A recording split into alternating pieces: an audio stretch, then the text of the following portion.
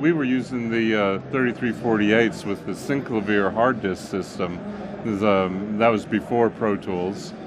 Kind of about the same time Fairlight had their hard disk system, but it was more of a performance system, and I think it might even been 8-bit or something. It wasn't very good quality, but it had a sound. I don't know if you guys remember any of those early Yes records. You know, they had that like really grungy sound. It was a cool sound.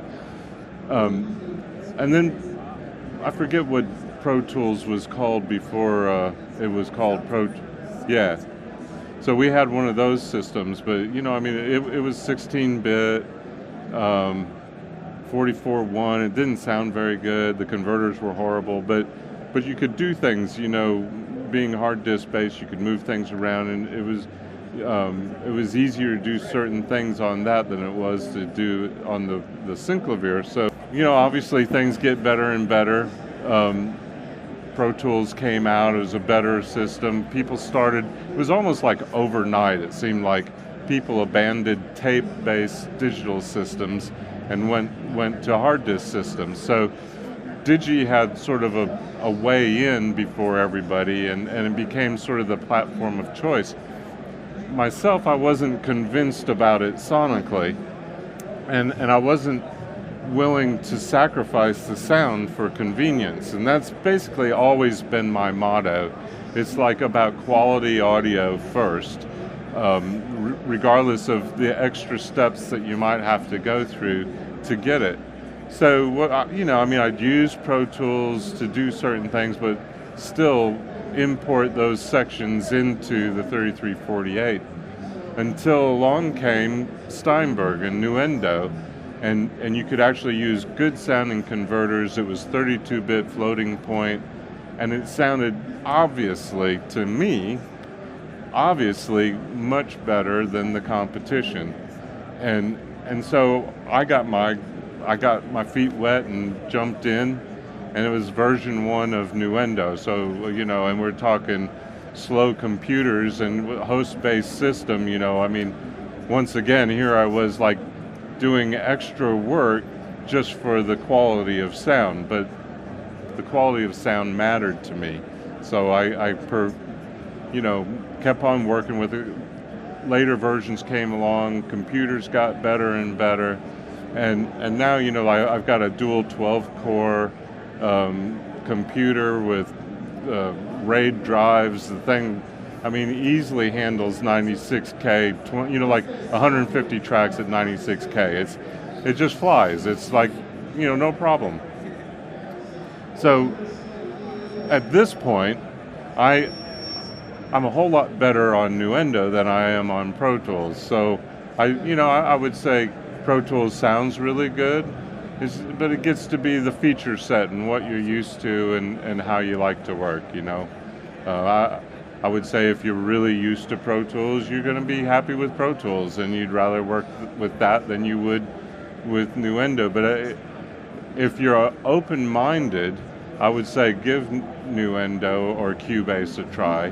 They're almost the same thing. It's the same engine, the same digital technology. There's pretty much the same feature set. There's a few things available in Nuendo that are more geared towards the post guy, and a few things in Cubase that are more geared towards the music creator. So there's a pretty substantial price difference. So if that matters to you, you might want to go with Cubase. But you get the same capability of being able to run a whole lot of tracks.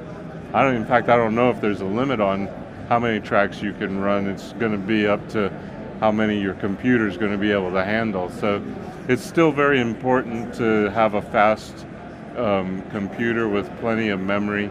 But I've got a laptop now, a new Mac Pro, that can run a ton of tracks just on the laptop. So, you know, technology has really moved along with computers. And, you know, if you like the UAD plugins, I happen to like them a lot. You know, you can use a lot of the outboard processing from the UAD platform, so you're not having to bog down the computer running plugins on the host.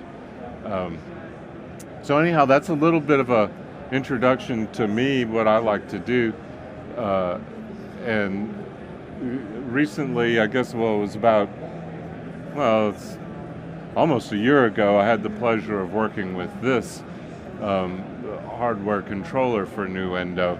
It's been designed to work with Nuendo. In fact, they kind of redesigned Nuendo so that the controller and it would work sort of seamlessly, which one of the greatest things and the hardest thing about controller is getting around your project. When you have 150 tracks, it's a long way from 1 to 150. But I don't know what's up on this project, but there's a scroll strip here, and if you, well, yeah, see, you'll notice you can scroll and the tracks move along. I don't know what they have available on this system or anything, but see how they just line up with the module, and so always the channel, what is showing you on the computer, will always line up with the channel on the channel strip on the controller. So it makes it really handy, and I was able to just go like that and go from 1 to 150 like that, you know. And then there's ways you can push a button and jump from predetermined sections of your mixer just with a punch of a button. And you can also keep certain things that you want to always have available to you. You can lock them in on however many you want to lock them in on, and leave the other channels free for scrolling around. So the controllers came out really awesome. I was actually involved a little bit in the when they were, you know, trying to decide the form of the thing, and they came by my studio. I've got an SSL 9000 in my room, and I said, now if you're going to do this, you got to build it with quality. Once again, the word quality. Quality's a big thing to me. I mean, I don't see why you do anything unless you're trying to make it as good as it possibly can be. So I said, you got to make sure that the faders they got to feel good. You know, I mean, they can't be all loose and wobbly, and so they put a lot of effort into making these faders have feel to them. And same with the controllers. They just have a real nice feel to them. The buttons, when you push them, they don't go like plastic. You know, they have a real solid feel. Everything is real just solid and complete. And that's, I mean, you got to enjoy what you're working on, and it's got to give you feedback too. So that was one of the things that we talked about in build, and they went away, and then they came back with a cardboard box, and they said, so this is kind of how it's going to look. And I go, oh yeah, that looks, but how does it feel? And they went away, and they come back, and then they came back with some early versions of this, and it was like, yeah, okay, you guys are on the right path. So